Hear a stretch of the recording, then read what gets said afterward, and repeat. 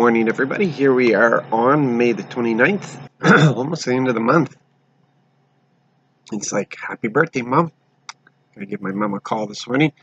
And it's a glorious day. Wonderful, wonderful to be alive. Wonderful, wonderful to be serving the Lord. And, reading was a little long this morning, but it was good. And we find the end of David. This is the end of David's history. And we see some things here where David, in his old age, just before he dies, gives his son the task of vengeance for David on really some of the closest people that were in David's life. But these were people who had done things that brought David in the throne some shame. So David wanted some vengeance. But what impresses me here is with Solomon, he listened to what his dad said, and he paid attention, but he didn't act on it right away. He had every right to take vengeance on his brother who tried to lead a rebellion, his older brother, but he didn't. He didn't take vengeance. He had a different heart than David. David was a man of violence, surrounded by men of violence. That's why he wasn't allowed to build the temple. And so we have here Solomon giving his brother a chance. He said, listen, if he proves to be a good man, he'll live. If he doesn't prove to be a good man, he'll die. It's as simple as that. Solomon didn't seem to be one of these people who beat it around the bush. He wasn't that kind of a politician at all. It was that your yes be yes and your no be no. Prove yourself worthy and you will live. Prove yourself a wicked person and you will die. It's as simple as that. And he didn't take vengeance for himself or for his father on the general who had murdered people during peace, during David's time. He waited, and he didn't take vengeance on the priest that was involved in the rebellion either. But soon as his brother crossed the line, soon as his brother tried to do something that was devious in wanting to lift himself up higher than Solomon in people's eyes, Solomon took action. He, listen, I warned you. And so he put his brother to death. And then that's when he acted on the others. He didn't kill the priest, but he sent the priests away. He retired him from the priesthood, sent him to the farm, and then he killed the general. Because his brother showed that the rebellion was continuing. So Solomon had to deal with it. He also gave the man, this is the one that David really dealt with, the man who had cursed him when he was running away from the city, when his other son rebelled.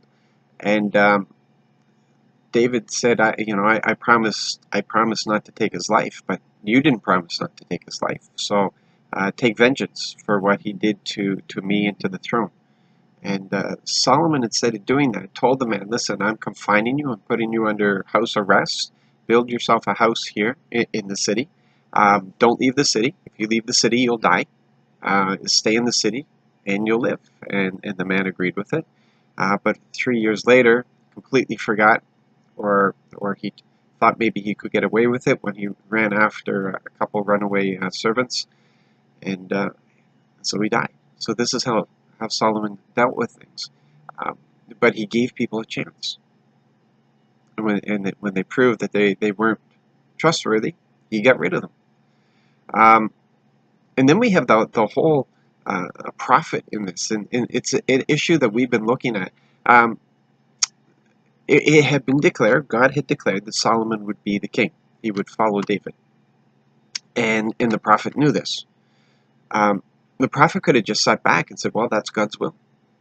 And there are times in our lives, we've talked about this, where it's be still and know that I am God. And God fights that battle. He takes care of that thing where we can't fight for ourselves. But there's other times where he says, pick up the sword and enter the fight.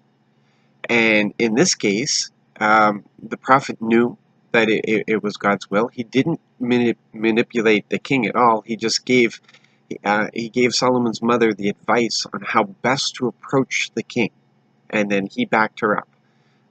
It wasn't manipulation. It was how to present the facts in a way that the king could receive in his old age, and that's what happened. And so he took action, even though he knew it was God's will and that God was going to do this. He also heard that he had to pick up the sword and take action, and that's what he did. It's not always the case. Sometimes God says, just sit still. We have to be listening. We can't guess. We have to listen for the voice of God and act on that. And the last thing I wanted to point out, and this is the most spectacular for me, this should have the biggest impact on our lives, is from Psalm 37.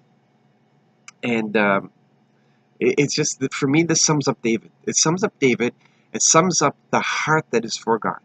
And in Psalm 37, in verse 4, it says, enjoy the Lord. Enjoy the Lord. Take your delight in the Lord. Enjoy the Lord, and he will give you what your heart asks. That's come on, people. That's the whole thing that we're experiencing in our church right now. It's that we're taking our delight in the Lord. We're enjoying the Lord. We're just enjoying the fellowship. We're enjoying his presence. We're enjoying being with him as he enjoys being with us. It's not about what we can get out of him at all. But there's this natural flow that when we take our joy in the Lord, when we enjoy him, we open ourselves to him. We line our hearts with him. It's just a natural thing that happens. We line ourselves up with him. We don't want to do anything at all that will disturb the fellowship that we have. We want to walk in the ways of the King. We want to walk in God's ways that he set before us. That becomes our delight. And then the things that are on our heart, the desires, the things that we desire to do for him, the desires, that just he gives those to us. He gives them to us. It's just like, wow. We want to bring him honor and praise and glory, and he makes that possible for us. He opens the doors, he opens the windows, he builds the cathedrals, he gives us those places out in the countryside, he gives us the musicians, he does whatever it is that's a desire of our heart in this relationship that we enjoy with him. The psalm goes on, commit your way to the Lord, trust him, he will act, and will make your righteousness shine like the dawn, your justice like high noon. Be still before the Lord and wait for him.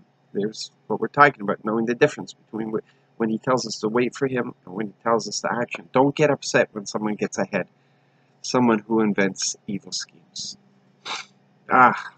Just enjoy the Lord. Enjoy the Lord. Enjoy the Lord today. Just take your delight in him. Enjoy him. Don't worry about what you consider to be deficits. Get your eyes off of things that you consider deficits. Get your eyes off of everything but Jesus Christ.